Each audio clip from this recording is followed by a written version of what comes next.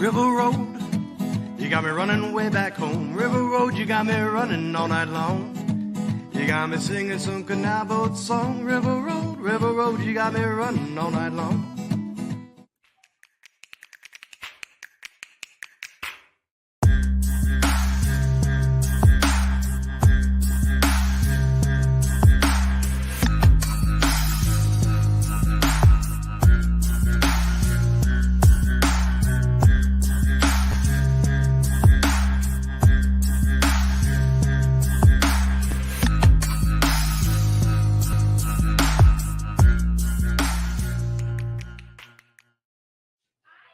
All right, everybody, welcome to another episode of Niner Nuts. I am Dan, here along with Eric. Eric, say hello. What's going on, everyone? Yes, we are back fresh from our bye week, and we have a lot to celebrate regarding a very specific player, one Christian McCaffrey, the reigning Offensive Player of the Year, not only got his bag, he got a contract extension. But today, depending on how you feel about it, he was named the next Madden cover athlete, which I am pulling up right here. There it is in all its glory. Look at that. That's an awesome picture for the deluxe edition. And then the standard edition is going to look like this, but the Madden on top. So congrats to him. I do want to talk about how we feel about the Madden curse in a little bit. Actually, you know what? Like, let's go ahead and talk about that here on the top, since I don't want to lose the audience with the nerdy numbers right off the bat. But no, I guess we'll split it that way. Just the Madden cover itself. I guess our history with Madden. I'm kind of in every other year when it comes to Madden.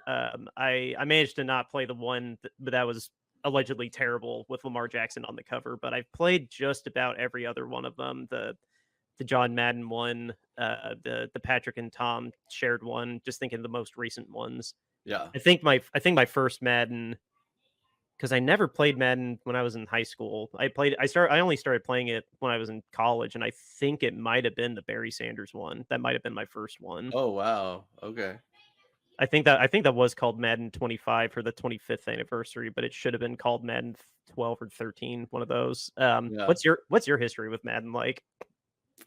Well, I have played Madden since it existed. I played Madden all the way back on the computer when it was the first computer game. And it was John Madden football on a computer, and you had the little sprites moving around, and it wasn't anything like what it resembles nowadays. And then when it broke out and achieved a lot of success and fame on the Sega Genesis, when it really started to get its popularity, I had all the Maddens on that and would buy them annually. I would scrape together all my savings, and my birthday is in June. So I would get my birthday money and basically just hoard it until August rolled around, and then pick up the new Madden when that came out.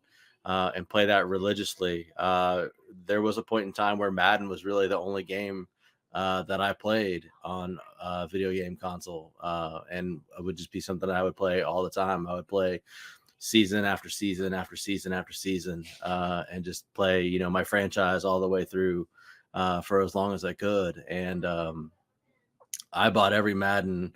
I remember when PlayStation 2 was coming out, and they were showing footage of Madden for the PlayStation 2. Me and a friend of mine, we would be at work, and we would just pull up the new video, and we would be like breaking it down. We were like, oh my gosh, look at the detail. Like, oh, I can't believe how realistic this looks. Like, this is amazing. I mean, it was like leaps and bounds above what anybody had seen before. And it was insane. And I played every Madden on the PlayStation 2. PlayStation 3, I played all the Maddens. I think all the way up through, 2015. I played all the way through, and then I started to fall off a little bit. Just got older, and life was happening, and I had a kid and stuff by then. Actually, I had 2 kids by then, and it just was hard to find time to play video games, let alone devote seasons and seasons of time to Madden anymore. And Right. really just kind of fell off into a space where I didn't play it as often. And honestly, the PlayStation 4 versions just weren't all that great. The ones that I did play, Mm-hmm. they just had like a lot of bugs and glitches to them, and the gameplay was just sort of eh. And the franchise mode, which is what I live and die by, just wasn't really up to par. It was very lackluster, and it just kind of made me lose interest, really. Now I say that, and if I could figure out a way to like take my camera and like zoom into my shelf behind me, you would see there's like at least 4 or 5 versions of Madden on these shelves sitting behind me, including I don't have last year's Madden, but the year previous to that I have sitting there, but it's literally unopened. I bought it and then never ended up.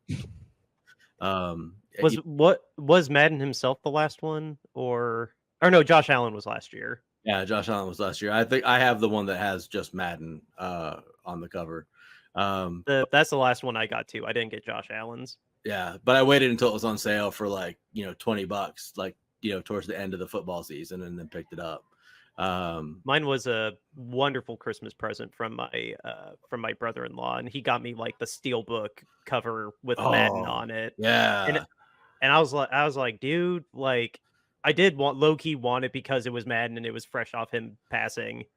And I don't know. That's the only Steelbook video game I have. And it's that was a really cool one to have.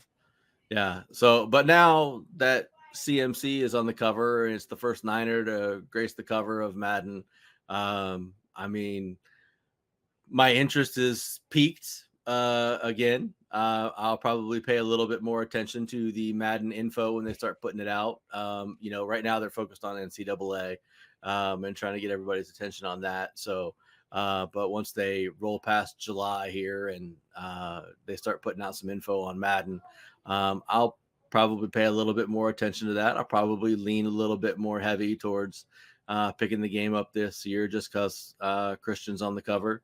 I probably still won't pay full price for it just because it'll go on sale within a month of it being released. So, I mean, I'll get it for, $50 instead of $70. But I'll probably pick it up just so that I can have the Niner in the house and have that cover and probably enjoy that. So whether or not I'll actually play it or not remains to be seen. I really only have a limited amount of time to play video games now, and I kind of just play one game at a time. So, I got to get through the one game that I have in the chamber right now. So, but definitely excited that he's on the cover. I'll definitely get the game from Disc Replay when it's on sale too. Like that's our like media pawn shop, so to say. It's not a formal pawn shop, but it's basically like movies, video games, and like random game related memorabilia, like pop figures. I'll buy it from them when it's like $30 or $40 and used. Yeah. So I mean, I'm excited for it. I admit to being a superstitious person. So that was my next question: is the curse? How do we think the curse is still alive though? Because Patrick got a Super Bowl win. Didn't he get a Super Bowl win when he was on the cover with Brady? The curse hasn't seemed to really be in much of an effect for the last few years. I mean, Josh Allen was on the cover last year, and I mean, by all measures, Josh Allen had a pretty decent year of football. I mean, he didn't win the Super Bowl, but okay. I mean, like, if that's your measure of Madden curse, then I mean, everybody's been cursed since the dawn of time. I mean, there's been tons of people that haven't won the Super Bowl that have been on the Madden cover. His season last year, I wouldn't put near catastrophe at all. Like, yeah. I think the last time we had a catastrophic Madden cover might have. Well, Antonio Brown didn't even go crazy that year when he was on the Madden cover. So no, he didn't. Yeah. So I mean, I would have to look back. Maybe I'll do that while you're talking about something. But I would have to look back through all the Madden covers and see like the last time that somebody actually had something happen catastrophic and be on the cover. But the curse just doesn't seem to have been a real thing the last few years. So I hope and pray for the sake of our team that it doesn't rear its ugly head this particular season. For the majority of the time McCaffrey's been with the Niners, he's been healthy for the most part. I think he missed a game or game and a half or whatever it was last season. So, he's the grease that makes everything go for the Niners right now. And they can't afford to lose him for more than, 1-2 games, maybe something like that. So, I hope and pray that, the Madden curse stays away and he just has another spectacular season and continues to show out like he has the last couple seasons. I couldn't agree more. The Madden curse hasn't really been that relevant. And I think that's unfair and morbid to count the Madden one because he got on the cover after he passed away. So let's not overstate that one. But no, the Bills never make the Super Bowl. I don't read into Josh. Josh still objectively had a really good season too. So I don't know. There's some things I'm superstitious about. I'm not really with the Madden cover. It was just kind of a fun coincidence when I was younger, and now I just don't care either. In terms of deserving it too. I don't know. We get MVP fatigue, I think, with Patrick Mahomes or some of the other guys. It would have been cool if Justin Jefferson was on it. He would have deserved it. If they went young with CJ for being offensive rookie of the year, to give him a guy that young to cover, that'd have been cool. But no, Christian 100% deserved it. And I'm gonna buy it probably just for that. I haven't played my Madden in a long time, even though that's more because my controller's broken. But I don't want to pay $60 for a new controller that's not made by GameCat or whatever whatever the knockoffs are. Mad Cats. Yes, Mad Cats. There we go. Yeah. if that doesn't show my age. Right. Yeah. I'm looking back through some of the covers right now, and I'm not really doing an intense amount of research here, but I went all the way back to Madden 12 and Peyton Hillis before I got to one that was reminded me of the one-hit wonder. Yeah, reminded me of a Madden curse. We had Calvin Johnson, which I don't remember him having a terrible season. We had the Barry Sanders one that you were talking about. We had a Richard Sherman cover, which I don't remember. It was Sherman, so whatever. He probably had a fine defensive season. Then we had Odell on the cover. Maybe Odell had a bad season that year. I don't know. I don't think Odell ever after his peak season with the Giants. He's never recaptured it then. So he would have had it after that probably was his sophomore season. Yeah. And then we had Gronk, and then we got Brady, and then we got Antonio Brown, but it was before he went completely cuckoo.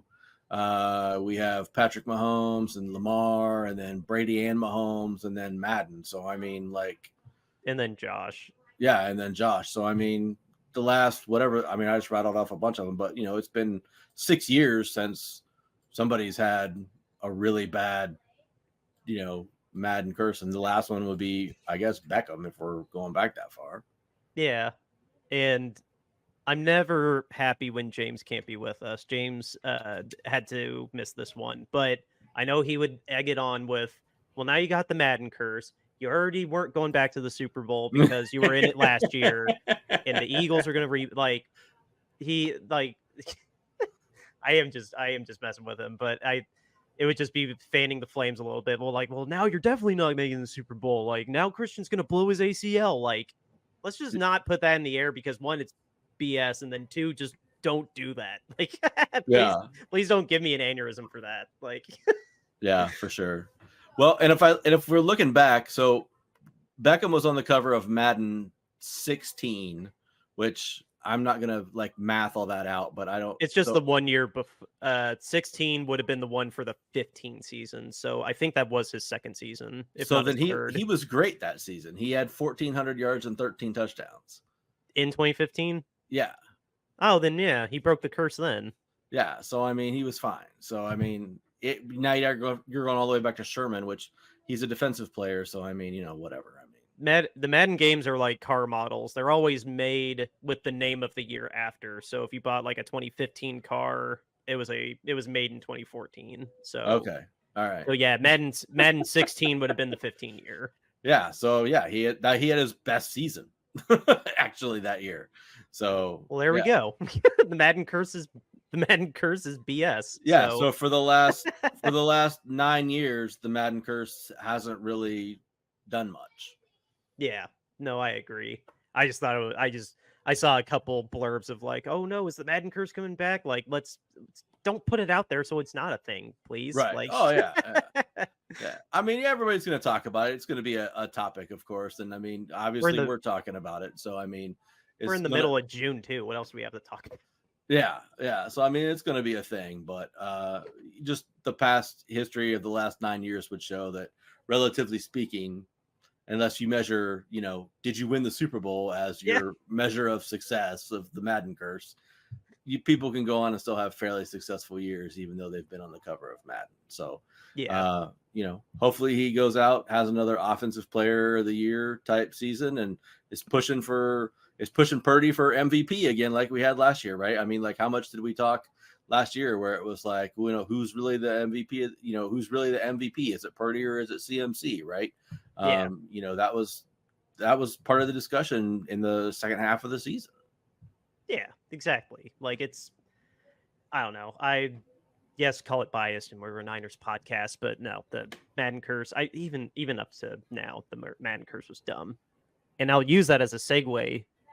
His motivation to have an even better season, not just because he's on the Madden cover, but he got the bag. Like I said, I didn't even realize until a couple weeks ago that he did have some murmuring about wanting a new contract, but looking at it, he just won Offensive Player of the Year. None of his money was guaranteed on the 2 years he had left. So this was not a traditional season, or this was not a traditional contract extension that he was asking for. It was hey, I got no money guaranteed, so if I get injured, I'm kind of screwed. Like, let's do something. I just won Offensive Player of the Year, and I'm the reason you could argue I'm the reason we got to the Super Bowl, which that's not this episode. But the Niners said, yeah, no, of course, man, let's get something done. So at face value, the contract was a 2-year, $38 million extension, and it had $24 million guaranteed, which you can interpret as the 2 years that he had left on his contract. They went ahead and just guaranteed that. It's not quite that exactly, and I have it right here, how it all breaks down, and I'm going to blow it up on my end too so I can actually read it. Yeah, this is the current state of Christian McCaffrey's contract. And looking at it now, the way that everyone talks, well, how did you get more money with the cap getting less money? Guys, I'm going to coin this phrase. This was a cap shuffling contract. This wasn't your traditional actual contract extension when you get 4 or 5 years added on to your final year. This was literally all for cap purposes and giving Christian more financial security hand in hand. And it worked out for both of us because he's got the $24 million guaranteed, which if that's all he wanted, cool. But what we did do is shuffle the money. Like I said, you can see his cap hits were, before this refreshed, they were going to be 12 million and change on 24 and 25. And now we reduced it to 6.5 and almost 10, like 9 and change. So we freed up. Yeah, that's how we freed up $7 million in cap space for this year, and then $3 million for next year. Given that, though, yes, we did tack on a bunch of void years, so we are going to be paying him basically $5, $10, $12 million when he's 32, 33, and 34. Even though he will probably not be on our roster by then. That's i.e. how a void year works. But that's how you get the symbiosis of everybody's happy. We assume that the cap is going to keep going up and up and up because of broadcast deals and attendance and all that minutia. So we've taken the philosophy of you will get paid. It's just a matter of letting us pay you later. We're going to guarantee it, but the payouts are just going to be through trickles in order to take the gamble that the cap is always going to keep going up. Like, I hope listeners and viewers make sense. I hope this visual aid helps make sense of it. I know we talked off mic about it and we laughed that Christian McCaffrey is not getting a $25 million, costing us a $25 million cap hit at age 31. No. I hope he doesn't plan on spending any of that money. No, that's obviously that's when the guarantees are based on how I'm reading this. The guarantees should be done. Because the $24 million guaranteed, like I said, it's not the cap hits exactly. It's a $14 million signing bonus, the 24 salary, and 90% of his option of his, or sorry, $8.5 million of his option bonus. That's another way that this has been broken down. Like, you do have your base salary, you have a signing bonus, you have a team option bonus, which, let's be real, the option bonus it gets paid out unless you like really crap the bed. And then you get your game day roster bonuses, you get a very minuscule workout bonus, but this is how you can also shuffle the money around by dividing it up between a day of bonus that you can get broken up, because you see he has a signing bonus deferred into that first of 3 void years, and then the option bonuses that the team say, hey, you did great for us, here's your bonus, even though those can also be guaranteed too, just called option. But yeah, no, this is what I mean by it's a cap shuffling extension and not a truly traditional extension. I mean, I just hopefully I didn't melt any of your ears explaining that and making this math class. What do you take away from this, from looking at this contract? Well, it's a good deal for both sides. I mean, Christian gets some guaranteed money that he didn't have. I mean, like you explained off the top, he was playing on 2 years, $12 million each year, but none of it was guaranteed. So, the reality of life in the NFL is everything is around the guaranteed money. So, and especially as a player like himself who has been hurt and hurt significantly in the past, not having that guaranteed money there was probably a bit of a concern for him.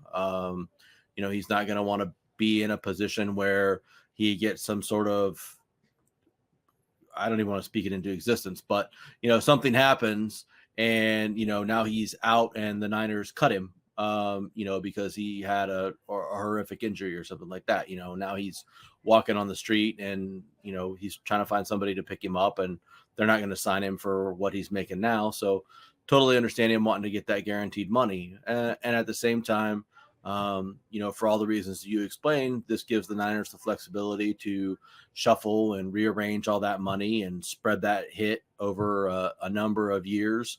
This is like 7 years. This is essentially going over, and gives them a little bit more cap flexibility here in the short term to be able to sign the people that they need to be able to sign. It gives them more money and more space to be able to sign Ayuk. Gives them more money and more space to be able to sign Purdy next year if they need to be able to do that. And, just gives them flexibility to hopefully carry cap over from this year into next year, which is what they did this year. So I know that's part of the plan of what they want to be able to do ideally. But it's also something that they like to have just as ammo around the trade deadline. They want to be able to go into the trade deadline with the ability to make moves and make a big splash if they want to, like they did this past season with picking up a player like Chase Young. I mean, that wasn't a great acquisition. It didn't turn out well, but it was a big move to make, something that they tried, and that was an expensive move to make, but they had the cap ammo to be able to do that, and they like to position themselves to be in that spot, and I think this is another excellent way to do that. When we get to 2026, probably 2027, like you said, there's absolutely no way Christian McCaffrey is playing in 2027 and getting $25 million at age 31. That's never, ever going to happen. So if he's still a 49er at that point in time, then there'll be another cap restructuring and another deal done, and they'll spread the $25 million that he's owed there out over a number of years and redo him at another 3-year deal for $10 million a year at the time or whatever it is, and make the numbers work again. But they'll get something done if they have to. But a 31-year-old back at that point in time, I mean, who knows what the situation will be then. Oh, exactly. I realized I was muted when I highlighted that, and attempted to interrupt you on accident. But yeah, that's where we stand right now. I highlighted it.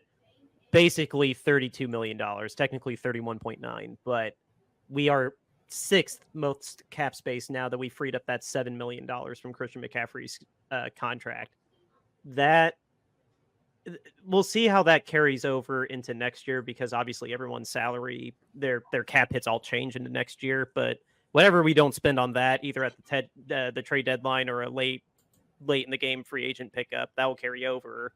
And then the cap will probably go up again. It's foolish to expect it to go up as high as it did between last year and this year, because that was just absurd. But yeah, no, it's like you and I've just explained. It's all about shuffling. You get paid eventually. You get paid eventually, but we got to play the cap game. So we guarantee a lot, but you might not get paid until like 2028.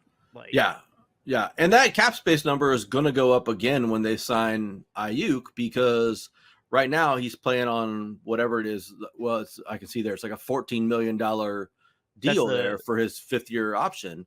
Well, when they sign him to a contract extension, that number is going to come down. So our cap space is going to go up even further, because that number is going to come down for this next season. So he'll probably be playing on a stupid like $2 million deal with, $100 million guaranteed in the bank somewhere. But, his actual cap hit will be something ridiculously tiny, because he's going to have a low cap number this year and next year, and hopefully one more year after that. But, they're going to have to keep his cap number low so that they can fit Purdy's contract in.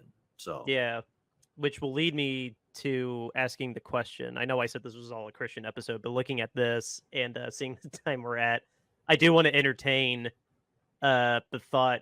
I'm surely you've seen the murmurs that Trent wants an extension. What do you think of? Trent wants his money. Well, hear me out. Look at his cap hit. It's $31.5 million. I know. If we just have to guarantee him a little bit of money, actually, hold on. I'm not in the right thing here. How much more guaranteed money does this dude have? Like, for real, how much more of it's actually guaranteed? I think a lot of it, if I'm not mistaken. Well, he actually passed an opt-out year. No, his 5 of his 23. No, we're past his guaranteed money based on this. Oh, really? Yeah, no, because we signed him in 21. Okay. And 21, 22, and then 5 million of 23 guaranteed, and then 10 million of the 23. Yeah, based on this, we were at a potential opt-out year. So, no, he's 36, but look at these cap hits. 31.5, 34, 37.7. I love Big Trent's contract. It makes me laugh. If he wants to, if we could definitely play ball with that and fluctuate it around and restructure it. So if we hit the number of guaranteed that he wants, and he doesn't like hold us by the nards to like, I still want 100 million guaranteed at 36. Like, we can definitely fluctuate that around and keep him from being a $30 million burden on the cap, and reallocate it to Purdy and Brandon's contracts. Yeah, I'm not nearly enough of a capologist to be able to break that down and understand how to make that happen. Because to me, like, there was a point like 10 years ago where like I understood the NFL salary cap, like it made sense to me, and like I could talk fairly intelligently about it. And like the salary cap has now passed me by, because they literally just like magic money around. Like, it doesn't make any sense anymore. It really doesn't. We've talked a number of times on this show about the different contracts that guys have, and it's just like, a guy makes like no money, and then he has like $100 million in like 1 year, and it's like, this doesn't make any sense. But it's because it's not what Pat McAfee says. I got so mad when I saw Pat McAfee like, oh right, bro, Christian's making 19 million a year, like, and just with his hype up cruise, like, that's not how the cap works. Yeah. That's not how you're a player. That's not how any contract worked. Like, yeah. So I don't understand the math behind it anymore, and that's okay. I'm all right with it. But I mean, I don't know. Trent is old for a football player, and Trent has gotten hurt the last couple of years and missed a couple of games.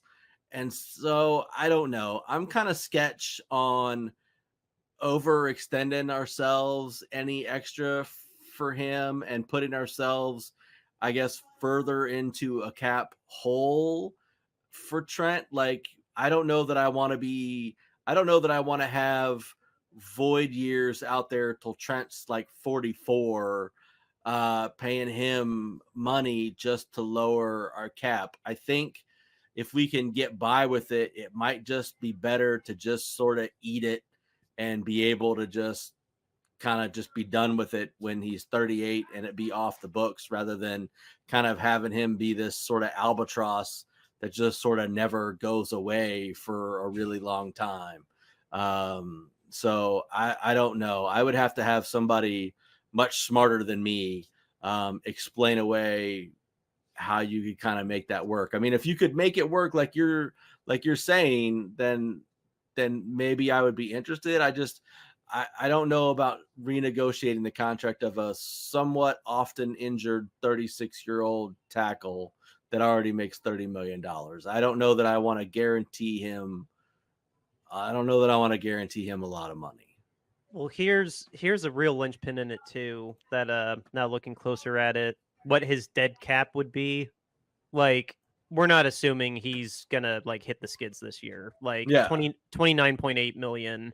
Like, it would be that's a lot of money. That's almost what this is worth. But if we're comfortable paying him this much and not asking him to do another restructure or rework the contract to get like an option bonus, because he doesn't have an option bonus. He's got the signing bonus. He already has proration from one restructure that resulted in this void year, but he never got an option bonus.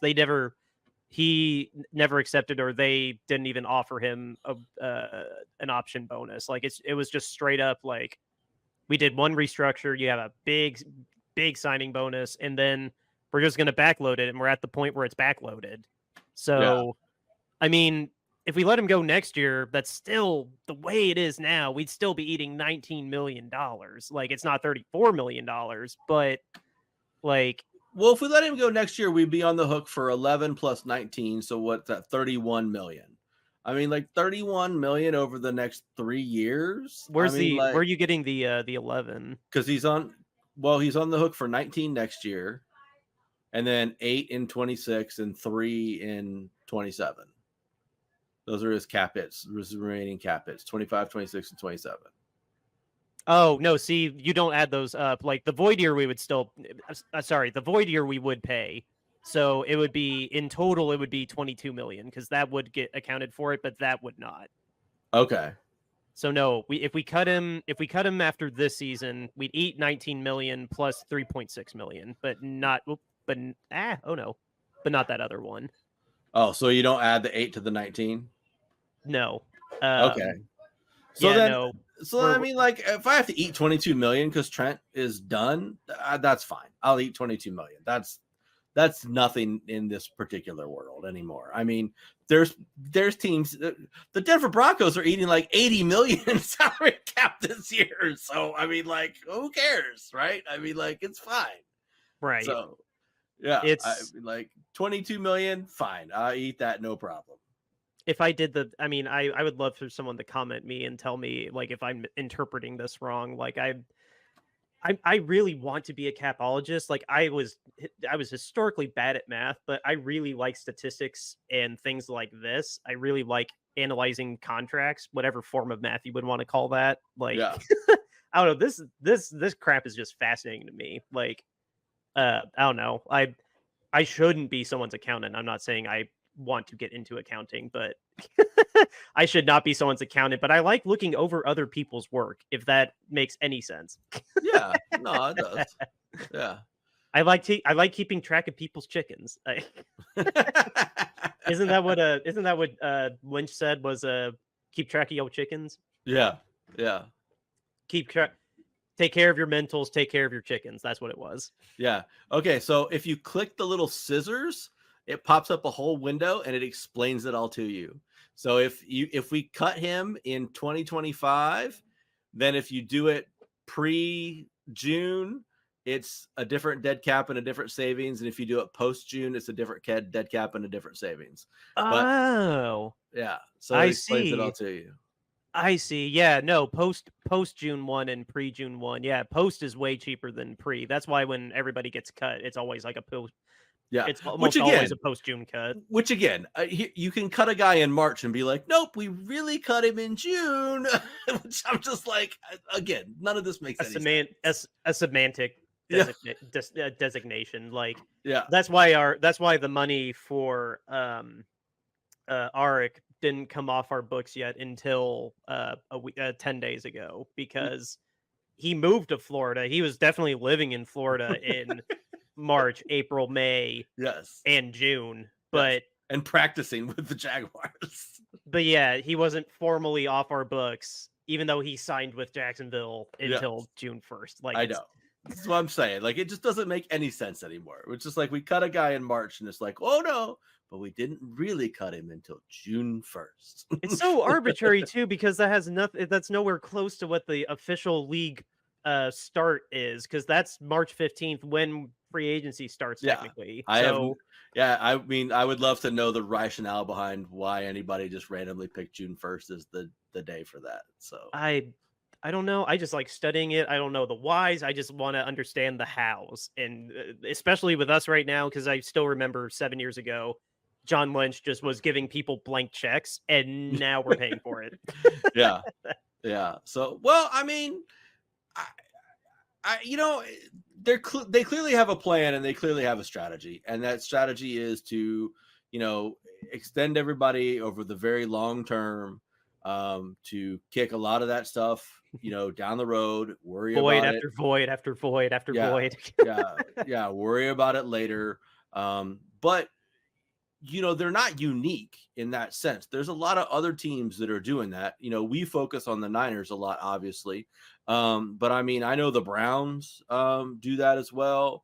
There's a couple other organizations. The Eagles are doing that as well. So, I mean, like, that seems to just kind of be the new trend and the new way to sort of manipulate and get around the salary cap. And I keep expecting the NFL to sort of just at some point in time, clamp down on these void years, because they're just mythical years that people are attaching to contracts that don't really exist. I mean, it's like, it's just like me saying, like, well, I'm going to pay you, $100, but really I'm not going to pay you $100 today. I'm going to pay you $25 today, and then $25 over the next 3 weeks. Right. I mean, it's like, it's absurd.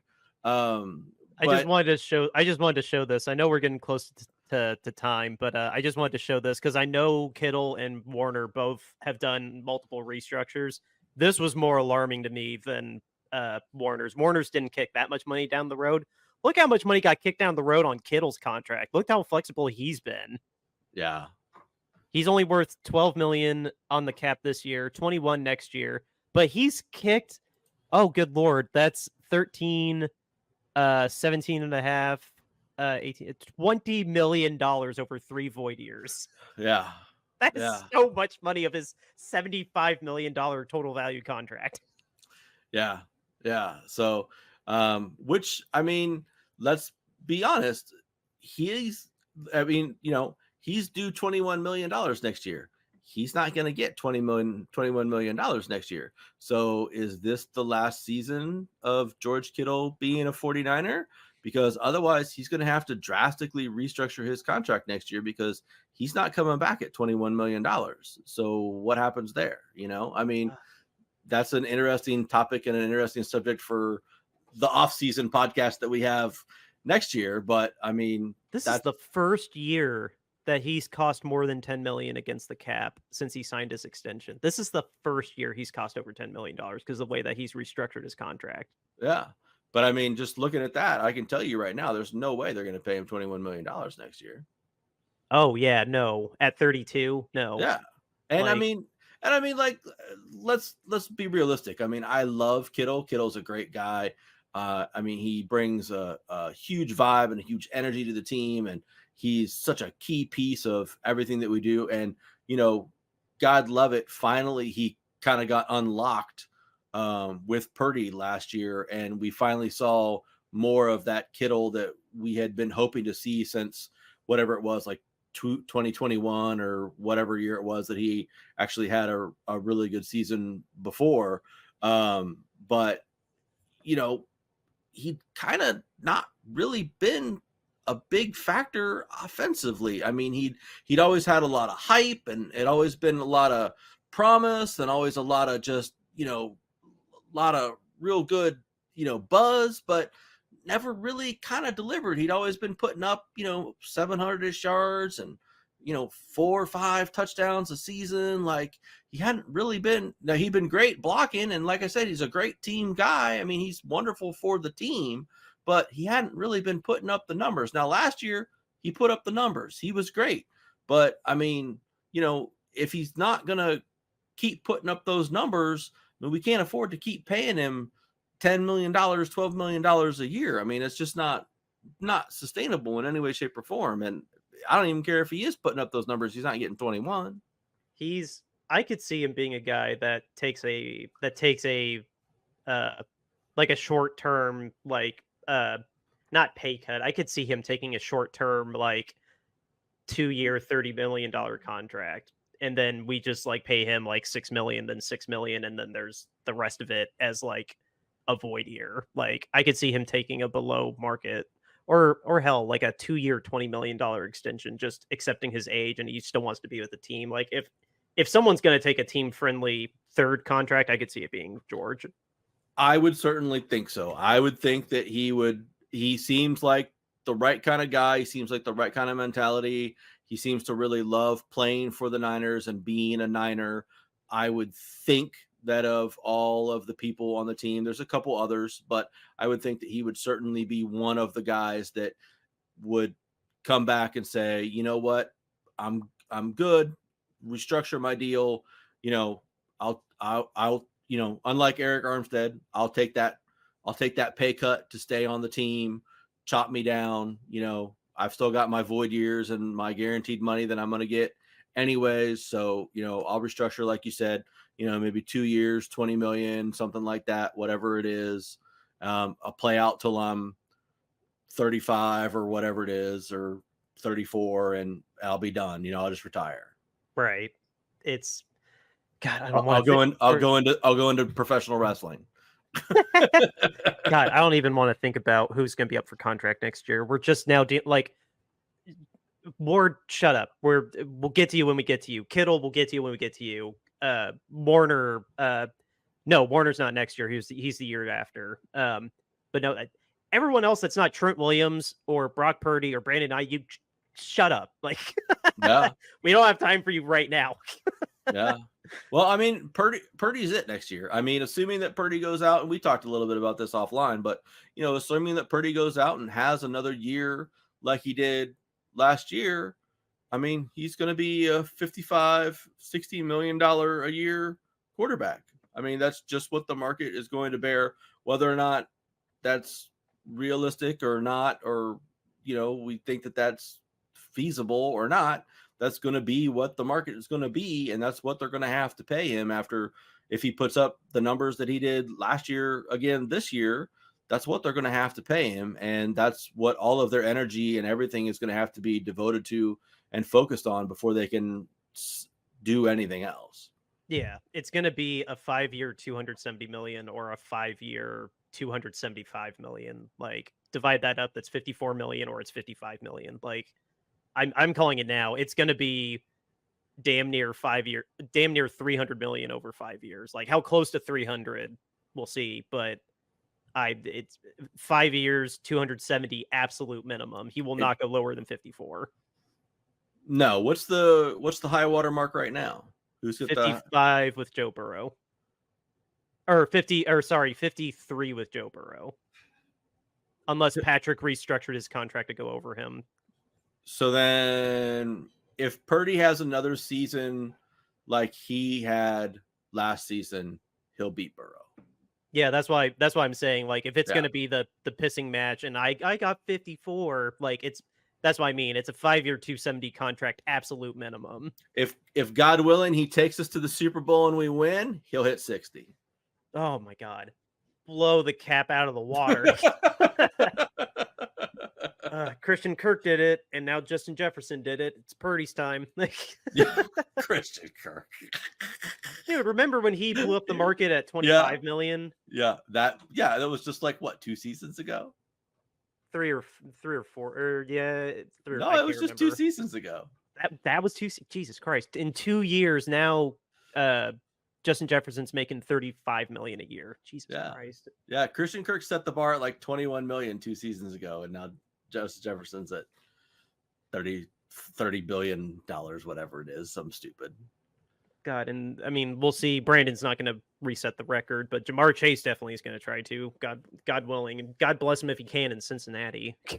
If Chase has a great season, he'll overcome Justin. Well, he's got to overcome the cheap ass Cincinnati owners. Yeah, I was gonna say he would beat Jefferson, but then I was like, not in Cincinnati.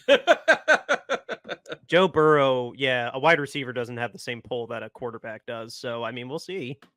Yeah. But nope, I'm seeing here we hit the 45-minute mark. I think that should put a bow on this. Mostly Christian, half cap episode. Yeah. And we need to give a little bit of a shout out to our sponsor, RoyalRetros.com. They're still with us and we still love them. RoyalRetros.com is your go-to place to go get yourself an authentic throwback jersey, whether it's football or any of the other major sports. They got you covered. Basketball, baseball, football, soccer, whatever you want to prefer to call it. They got you covered. Check out the Candlestick collection. It is curated with the Bay Area in mind. And when you find something that you like, use the promo code Shady Sports and you will get 10% off of your entire order, not just the one item. It's your entire cart. Again, it's promo code Shady Sports when you check out at RoyalRetros.com to get 10% off of your entire order. It helps us out. It helps Sam and Shady Sports Network out. Last time, go to RoyalRetros.com and use promo code Shady Sports to get 10% off of your order. Go get yourself an authentic throwback today. Also going on, guys, we are still raising money for charity. I'm a bad producer and didn't have that prompt up because I butchered their name last time. I took this from James or had to do this for James. Mountain Comprehensive Care Center. There we go. We are still raising money for Mountain Comprehensive Care Center because we think that there is a big discrepancy in accountability between players and owners. That's why we started this hashtag owner accountability, because we think owners need to be held to the same standard as players. We've talked ad nauseum about Daniel Snyder. The Panthers owner is the new maniac. I've shared my feelings about Jim Irsay too, even though I wouldn't say he's criminal. He's definitely not criminal. I won't go that far, but there are owners that act borderline criminal. Like our principal owner definitely was involved in a lawsuit that you can read about. So in order to help raise money for this Kentucky Crisis Center, we have designed these shirts that are still available today. This is our more standard shirt, so to say. It's got our hashtag on it, owner standards over player standards, hashtag owner accountability. This one has the most variety of colors. You got all the styles that you want, long sleeve, short sleeve, hoodie. All the proceeds of these shirts I'm going to show you will go to charity, pricing starting at $22.99. Our next shirt is our cover art. If you listen to us on a podcast platform, this is our show cover art. Again, pricing starting at $22.99. You get all your different designs if you want it long sleeve or short sleeve. Our alternate show art. I love this one. James wears this one all the time. So it's proof that these shirts are amazing from bonfire.com. You can get that there. Again, this one's got a couple colors, not as many as our standard shirt, but all the different styles available to you. And then our last shirt is our Niners mascot. It's a peanut eating peanuts with his hat on like me, patiently waiting for, I guess he's just going to kill time watching the Giants front office on that front office edition of Hard Knocks, which I say that, but I can't lie. I'm probably going to watch it too, at least the first episode, and just see what the vibe of it's going to be. I can't lie. I'm a Hard Knocks junkie. I've loved that HBO's decided to expand it. We know the Giants are the front office. We know that the Bears are the training camp team, but we don't know what the in-season division is yet. That's yet to be announced. Get Anyway, off the Bears jock, man. Get off the Bears jock. I'm so sick of them. Anyway, guys, those are our shirts. We're raising money for again, Mountain Comprehensive Care Center. The link to their website is going to be in the show notes, as well as the link to bonfire.com. Go ahead and get all of those shirts. And guys, that's all we got for this episode. We will be back. This episode was delayed by a day, but we will be back on Friday. Don't know what we're going to be talking about yet. Don't even know if James will be here. We're still kind of TBD on that, just full transparency. But yeah, I don't know. I didn't really see anything newsworthy other than Mike Tomlin got extended by the Steelers. I know that was a big deal last year that he was on the final year of his contract, and then lo and behold, he hit 500 again, and there you go. You still got your coach, guys. Like, was he really going to go anywhere? Really? Like, I mean, I think the Steelers have had 3 coaches in my lifetime.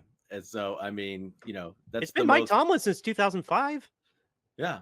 Yeah. I mean, it's been the most stable franchise, I mean, of any of the franchises in the NFL for 48 years. So, I mean, I don't know what to do. So, he's now the most, he is the most tenured coach now that Bill's gone. Like, he would have to be. Yeah. I asked that as a question, but I also feel very, very confident that he has to be the most tenured coach because John Harbaugh was hired, I want to say, in 08 or 09. Like, John Harbaugh. It's either him or it has to be either him or Harbaugh. I think it's Tomlin. Yeah, honestly, like every other team that comes to my mind is like a coach less than 5 years with their team. Like, yeah. Except for Kyle. Kyle's on year 7. Sean McVay's got to be on he got hired after, so he's on year 6. Yeah, I mean, Reed's been there for a little while now too. So I mean, like, there's guys that are in the like high single singles. digits. Yeah, but no one's close to Tomlin other than Harbaugh. So I mean, but I mean, good. I struggle with this because, like, I think it's a really good accomplishment, and I would never crap on the fact that he manages to finish with a winning record every season because, I've said it every single time. I mean, there are franchises out there that would absolutely kill to have that kind of consistency and have a winning record. I mean, like, as much as Browns fans hate the Steelers, they would absolutely just kill themselves to have a winning record, every year for the past, 18 years or whatever it is that Tomlin's been coaching. But at the same time, like, they're also trapped in mediocrity sort of, for most of this time too, although they did have a lot of success when Roethlisberger was there. I mean, they won 2 Super Bowls, but, went to 3. Yeah. I mean, they're sort of in the land of the lost here for the last, 5 years, probably something like that, as Roethlisberger sort of declined. And then the Kenny Pickett experiment that went horribly wrong. But, I'm a big believer in Tomlin. I don't even, I've never even been coached by him, and I would already run through a wall for the guy. So, I mean, like, I don't think you can go wrong backing that guy and supporting him as a coach. And I would ride him until the wheels fall off. So, I mean, what more can you ask? All you need to know about him is that since he got hired in 05 or 4, whichever one of those years, he has not been under 500. It may have been an 8-8 year, but you've never had a losing record in like 17 seasons. Do you really need to know anything else about this coach? That's unheard of. Yeah. And I mean, ultimately the name of the game, we play to win the game. And I mean, that's what he does. He wins games. So, I mean, he's my entire conscious following of like really deep diving into football. He's the only Steelers coach that I've been aware of. Like, and no, congrats to them. Like, hopefully, I in the spirit of sportsmanship, hopefully they can get over the hump, like, and stop being this 8-9 win team. Like, in the spirit of, I don't want to face him in the Super Bowl, but in the spirit of sportsmanship, like, hopefully Tomlin can get over the hump with whichever quarterback ends up starting. Well, it's probably not going to happen this year, but I in the spirit of sportsmanship, damn it. Well, that's all we got. We're going to be back on Friday, guys. Sorry. Did you anything you want to say as we sign off? No, I looked through the news real fast, and it's all just a bunch of just kind of like camp mumbo jumbo. Like, guys are excited for this. Rodgers is skipping camp. People look good in camp. Blah blah blah. It's just a bunch of nonsense. So this guy's never looked. This guy's as good as he was when he was 20. Okay, yeah. I've heard that before. Bryce Young looks fantastic in camp. Sure he does. Yeah, I mean all that kind of stuff. Yeah, all those cliches. Yeah. Well then, guys, I think with that, we'll be back on Friday. At least the two of us. We'll let you know if James is back, and we'll let you know what we're going to be talking about. So until then, outro music is River Road by Justin Muth, and stay tuned for a special ad from James. We'll catch you all on Friday. See ya.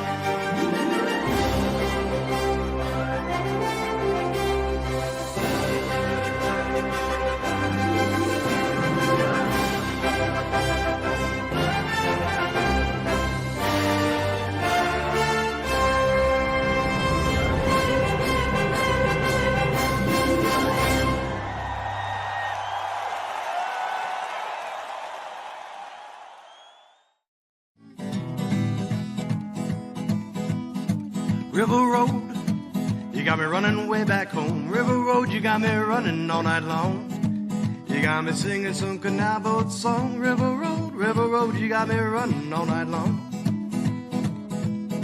River Road, where have all the women gone? Have they kissed her hand and waved you bye-bye? Have they thought about crossing your double yellow lines? River Road, they love the way you